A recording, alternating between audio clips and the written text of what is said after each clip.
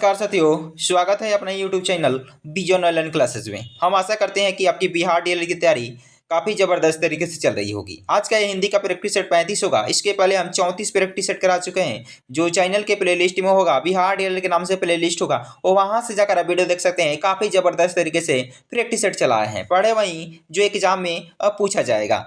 तो चलिए आज के सेशन को स्टार्ट करने से पहले अगर आप मेरे चैनल को सब्सक्राइब नहीं किए तो प्लीज़ चैनल को जरूर सब्सक्राइब कर लीजिएगा। ऐसे ही डेली वीडियो देखने के लिए रात को 7:30 बजे हम क्या करते हैं तो हिंदी का प्रैक्टिस सेट चलाते हैं, और शाम को 5 बजे सामाजिक अध्ययन का प्रैक्टिस चलाते हैं, और सुबह 7 बजे क्या करते हैं तो विज्ञान का प्रैक्टिस चल रहा है।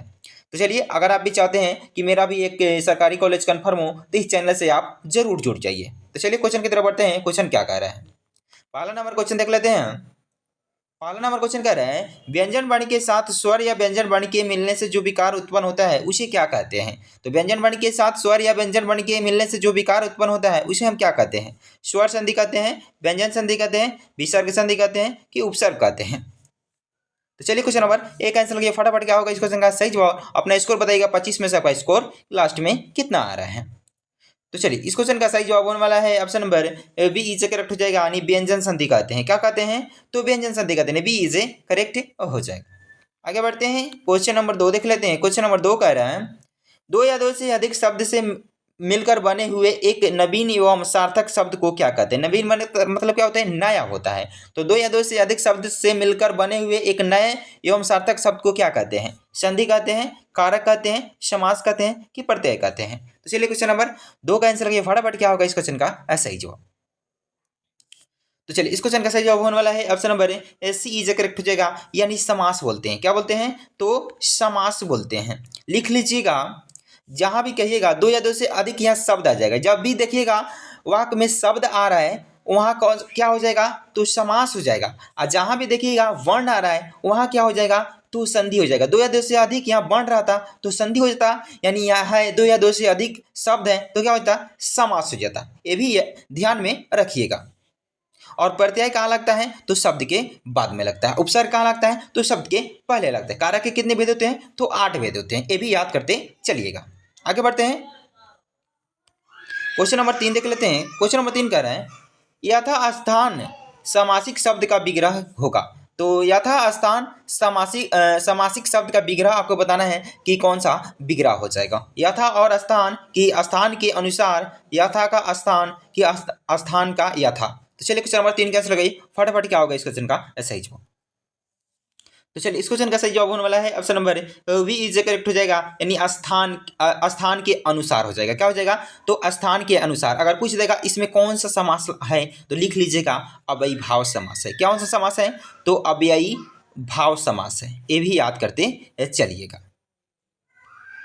आगे बढ़ते हैं क्वेश्चन नंबर 4 की तरफ। क्वेश्चन नंबर 4 कह रहे हैं, ट का उच्चारण स्थान को बताना है कि ट का उच्चारण स्थान क्या होता है। कंठ होता है, मूर्धा होता है, दंत होता है कि ओष्ठ होता है। तो चलिए क्वेश्चन नंबर 4 कैंसिल लगाइए फटाफट क्या होगा इस क्वेश्चन का सही जवाब।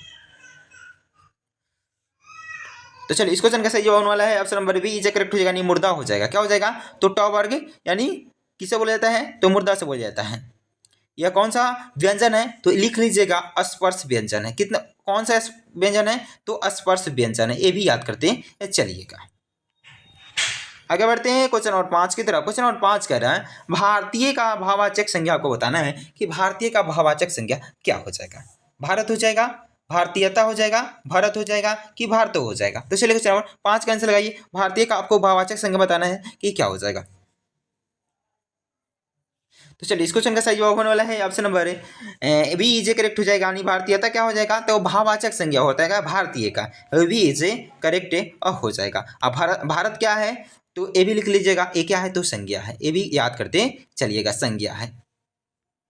आगे बढ़ते हैं क्वेश्चन नंबर 6 की तरफ। क्वेश्चन नंबर 6 कह रहे हैं, जहर उगलना मुहावरे का अर्थ क्या होता है। तो जहर उगलना मुहावरे का अर्थ बताना है आपको कि क्या होता है। सम्मानजनक बात करना कि सम्मानजनक बात कहना कि जहर खाना कि इनमें से कोई नहीं। तो चलिए क्वेश्चन नंबर फटाफट 6 के आंसर लगाइए क्या होगा इस क्वेश्चन का सही जवाब। और अगर आपको वीडियो अच्छा लग रहा है तो वीडियो को लाइक शेयर कमेंट कर दीजिएगा, और चैनल पे पहली बार आए तो चैनल को सब्सक्राइब करके बेल आइकन को जरूर प्रेस कर ले, ताकि आने वाला वीडियो का नोटिफिकेशन आपके पास समय समय पर पहुंचती रहे। और जितने भी भाई बहन दोस्त बिहार डीएलएड की तैयारी कर रहे हैं उनके पास ये वीडियो जरूर सेंड कर दें ताकि उनका भी इस वीडियो से लाभ हो सके। तो चलिए इस क्वेश्चन का सही जवाब होने वाला है option number B is correct हो जाएगा, यानी अपमानजनक बात करना। तो जहर उगलना मुहावरे का अर्थ क्या हो जाएगा, तो अपमानजनक बात करना। वी इज करेक्ट हो जाएगा इस क्वेश्चन का सही जवाब। आगे बढ़ते हैं क्वेश्चन नंबर 7 की तरफ। क्वेश्चन नंबर 7 कह रहा है इनमें से कौन सा वाक्य अशुद्ध है, यानी कौन सा वाक्य गलत लिखा हुआ है, इसमें त्रुटि है। तो चलिए क्वेश्चन नंबर 7 कैंसिल करिए फटाफट, क्या होगा इस क्वेश्चन का सही जवाब।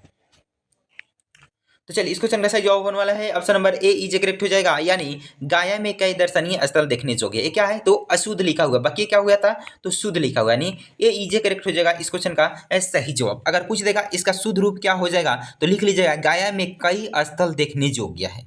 गाया में कई स्थल देखने योग्य है, ये क्या होगा, तो सही हो जाए। लेकिन इसमें अशुद्ध कौन है, तो गाया में कई दर्शनीय स्थल देखने योग्य, ये क्या है, तो त्रुटि है इसमें।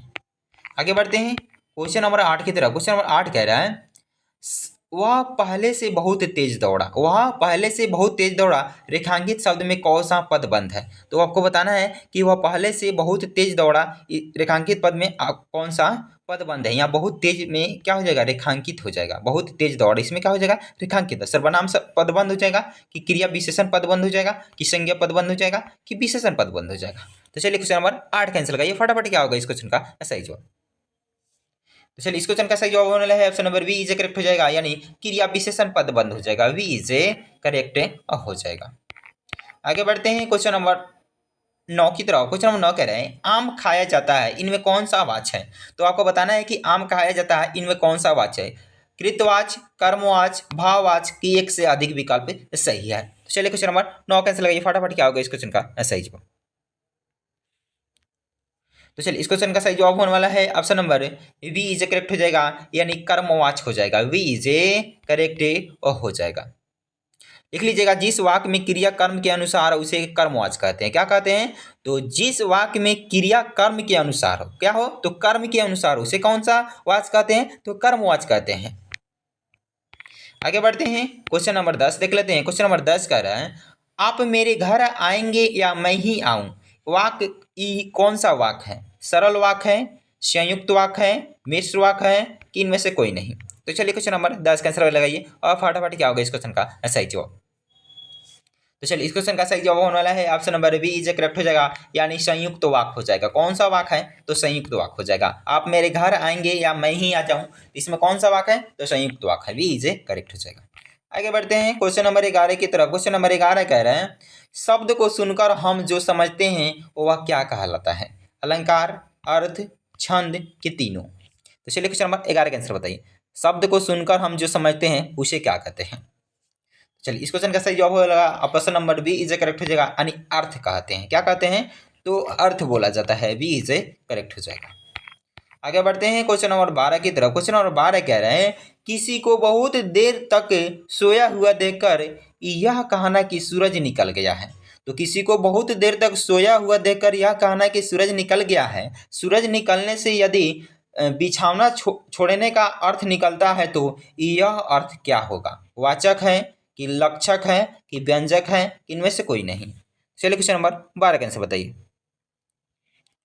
तो चलिए इस क्वेश्चन का सही जवाब होने वाला है option number C is correct हो जाएगा, यानी व्यंजक हो जाएगा। क्या हो जाएगा, तो व्यंजक हो जाएगा, सी इज करेक्ट हो जाएगा।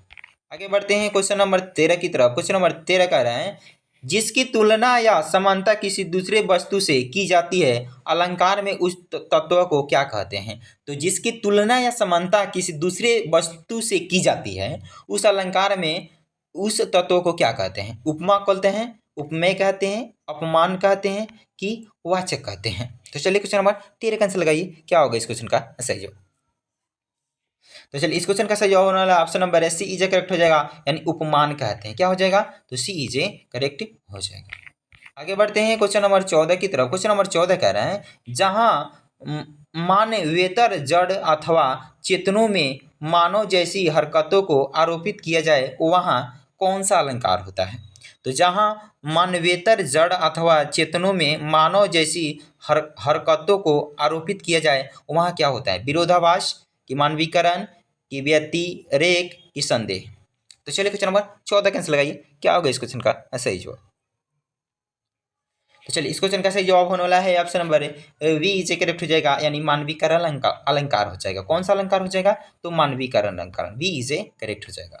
आगे बढ़ते हैं क्वेश्चन नंबर 15 की तरफ। क्वेश्चन नंबर 15 कह रहा है दुख है जीवन योजक चिन्ह है तरु के फूल में अलंकार आपको बताना है कि कौन सा अलंकार हो जाएगा। दुख है जीवन योजक चिन्ह है तरु के फूल में आपको अलंकार बताना है कि कौन सा अलंकार हो जाएगा। उत्प्रेक्षा, उपमा, मानवीकरण, इनमें से कोई नहीं। तो चलिए क्वेश्चन नंबर 15 कैसा लगाइए फटाफट, क्या होगा इस क्वेश्चन का सही जवाब। चलिए इस क्वेश्चन का सही जवाब होने वाला है इनमें से कोई नहीं हो जाएगा। क्या हो जाएगा? तो इनमें से कोई नहीं हो जाएगा, यानी डी इज ए करेक्ट हो जाएगा। डी इज ए करेक्ट हो जाएगा। आगे बढ़ते हैं क्वेश्चन नंबर 16 देख लेते हैं। क्वेश्चन नंबर 16 कह रहे हैं रूपक अलंकार है, तो आपको बताना है कि किसमें रूपक अलंकार लगा हुआ है। तो चलिए इस क्वेश्चन का सही जवाब होने वाला है option number A is a correct हो जाएगा, यानी इस काले योजक चिन्ह है संकट सागर पर। योजक चिन्ह देख लीजिएगा, जहां भी योजक चिन्ह होगा वहां कौन सा अलंकार हो जाएगा? रूपक अलंकार हो जाएगा। जहां भी सा सी के साथ योजक चिन्ह नहीं हो, खाली क्या हो योजक चिन्ह हो लेकिन सा सी नहीं हो, वहां रूपक अलंकार हो जाएगा। ए इज ए करेक्ट हो जाएगा। आगे बढ़ते हैं क्वेश्चन नंबर 17 की तरफ। क्वेश्चन नंबर 17 कह रहे हैं मानव भीत जानी महा शीत ते परासी पानी, मानो छतिया की छा राखो पावक छिपाया के। इस पंक्ति में आपको अलंकार बताना है कि कौन सा अलंकार हो जाएगा। रूपक हो जाएगा, उत्प्रेक्षा हो जाएगा, विभावना हो जाएगा कि सलेस हो जाएगा। तो चलिए क्वेश्चन नंबर 17 का आंसर लगाइए फटाफट, क्या होगा इस क्वेश्चन का सही जवाब। अगर आपको वीडियो अच्छा लग रहा है तो वीडियो को लाइक शेयर कमेंट कर दीजिएगा, और चैनल पे पहली बार आए हैं तो चैनल को सब्सक्राइब कर बेल आइकन को जरूर प्रेस कर ले, ताकि आने वाला वीडियो का नोटिफिकेशन आपके पास समय समय पर वो पहुँचती रहे। तो चलिए इस क्वेश्चन का सही जवाब होने वाला है option number B is a correct हो जाएगा, यानी उत्प्रेक्षा अलंकार हो जाएगा। कौन सा अलंकार हो जाएगा? तो उत्प्रेक्षा अलंकार हो जाएगा। आगे बढ़ते हैं क्वेश्चन नंबर 18 की तरफ। क्वेश्चन नंबर 18 कह रहा है मैं निज रोदन में राग लिए फिरता हूँ, शीतल वाणी में आग लिए फिरता हूँ। इस पंक्ति में आपको अलंकार बताना है कि कौन सा अलंकार हो जाएगा। रूपक हो जाएगा, यमक हो जाएगा, विरोधाभास हो जाएगा कि सलेस हो जाएगा।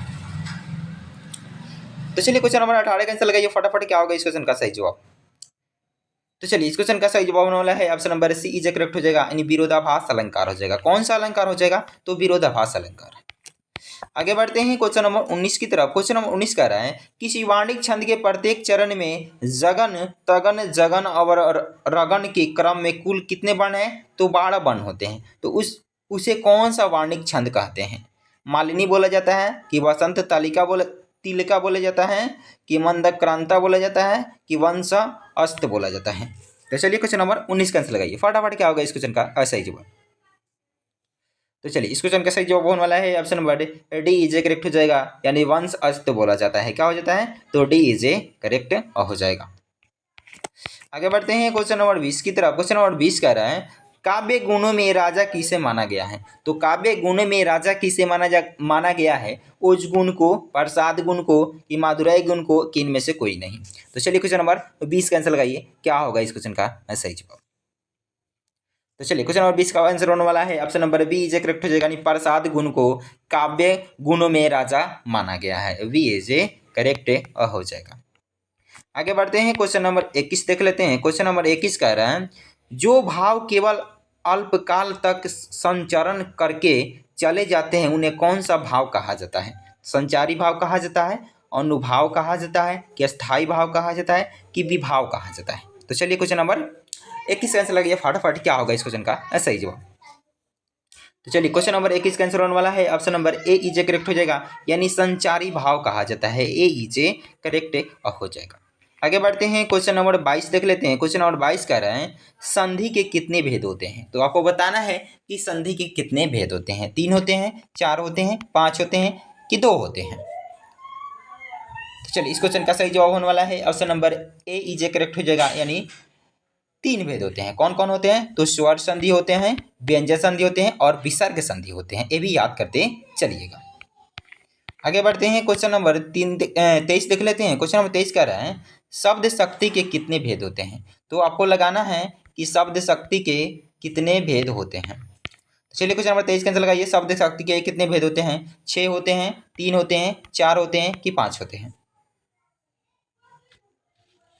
तो चलिए इस क्वेश्चन का सही जवाब होने वाला है option number B is correct हो जाएगा, यानी 3 होते हैं। कौन कौन? अभिधा, लक्षणा और व्यंजना। ये भी याद करते चलिएगा, यानी वी इज करेक्ट हो जाएगा इस क्वेश्चन का सही जवाब। शक्ति के कितने भेद होते हैं? 3 होते हैं, अभिधा, लक्षणा और व्यंजना।